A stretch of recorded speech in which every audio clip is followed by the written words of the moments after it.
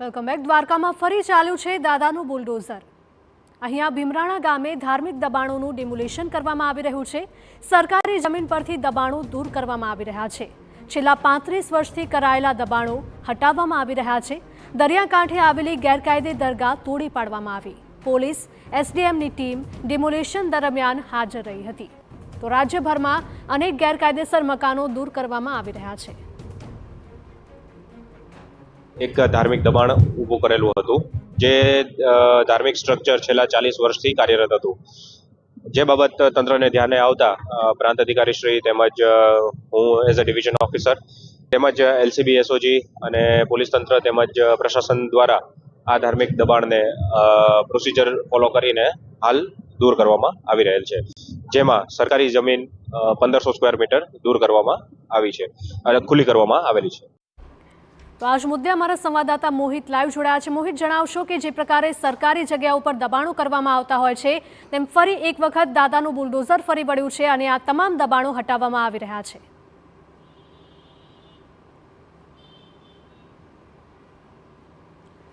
સૌરાષ્ટ્રનો દરિયા કિનારો એ સૌથી સંવેદનશીલ દરિયા કિનારો છે અને સૌરાષ્ટ્રના દરિયા કિનારા પર કોઈપણ પ્રકારનું ગેરકાયદેસર બાંધકામ ન થાય તે માટે છેલ્લા ઘણા સમયથી રાજ્યનો ગૃહ વિભાગ છે તે સતર્ક જોવા મળ્યું છે। થોડા દિવસો પહેલાં જે પ્રકારે આ બેટ દ્વારકામાં એક મેગા ડિમોલેશન છે તે હાથ ધરવામાં આવ્યું હતું ને ત્યારબાદ જે સૌરાષ્ટ્રના અન્ય જે દરિયાકાંઠા હોય એ સોમનાથનો દરિયાકાંઠો હોય, આ ઉપરાંત પોરબંદરનો દરિયાકાંઠો હોય, આ ઉપરાંત જે જૂનાગઢના કેટલાક જે દરિયાઈ પટ્ટી વિસ્તાર હોય અને જામનગરની દરિયાઈ પટ્ટી વિસ્તાર હોય, આ તમામ જગ્યાએ આ જે ડિમોલેશન છે તે હાથ ધરવામાં આવ્યું હતું અને તેના જ ભાગરૂપે આજે દેવભૂમિ દ્વારકા જિલ્લાનું જે મીઠાપુર વિસ્તાર છે ત્યાં મીઠાપુર પોલીસ સ્ટેશન વિસ્તારમાં ગેરકાયદેસર બાંધકામ છે તે દૂર કરવામાં આવ્યું છે।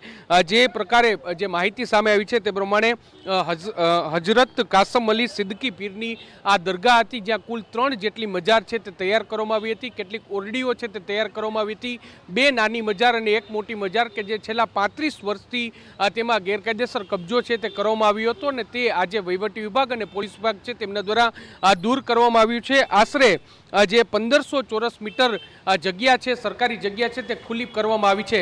સૌથી મહત્વની વાત છે કે જે રીતે માહિતી મળી છે કે દરિયાઈ પટ્ટીથી માત્ર 100 ફૂટના અંતરે આ ગેરકાયદેસર બાંધકામ છે તે ઊભું કરવામાં આવ્યું હતું, જેને લઈને અનેક શંકાઓ છે તે પણ ઉપજી હતી અને તેના જ ભાગરૂપે આ કાર્યવાહી છે તે કરવામાં આવી છે। વહીવટી વિભાગની તપાસમાં કેટલીક ગેરરીતિઓની પણ ચર્ચાઓ છે તે ચાલી છે, કારણ કે અનેક લોકો છે તે ધાર્મિક આસ્થાની સાથે સાથે અંધશ્રદ્ધાના ઓથા હેઠળ પણ ત્યાં આવતા હોવાની પણ માહિતી છે તે મળી હતી અને જેના આધારે જ ગેરકાયદેસર બાંધકામ હતું અને વહીવટી વિભાગ અને પોલીસ વિભાગ છે તેમના દ્વારા આ બાંધકામ છે તે દૂર કરવામાં આવી છે। એક મજારથી શરૂ થયેલું આ બાંધકામ છે તે કુલ 1500 ચોરસ મીટર, જેમાં જે 2 મોટી મજાર, જે 2 નાની મજાર, 1 મોટી મજાર અને કેટલાક ઓરડાઓ છે તે તૈયાર કરવામાં આવ્યા હતા અને અનેક લોકોની ત્યાં અવરજવર છે તે થતી હતી। દરિયાઈ કાંઠો છે તે સંવેદનશીલ વિસ્તાર છે, સુરક્ષાની દ્રષ્ટિએ પણ અતિ મહત્વનો છે ને ત્યાં આ પ્રકારનું ગેરકાયદેસર બાંધકામ હતું, જેને આજે વહીવટી વિભાગ અને પોલીસ વિભાગ છે તેમના દ્વારા દૂર કરવામાં આવ્યું છે। જી બિલકુલ મોહિત, માહિતી બદલ આપનો આભાર।